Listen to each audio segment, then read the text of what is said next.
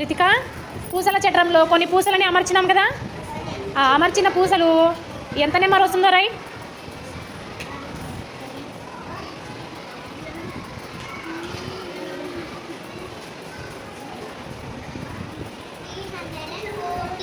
ఎంత వచ్చింది? 581 నెంబర్ని పూసల చట్రం బొమ్మ గీసి అందులో 581 నెంబర్ ఏ విధంగా పూసల ద్వారా నెంబర్ని గుర్తించవచ్చో దాన్ని తయారు చేయి.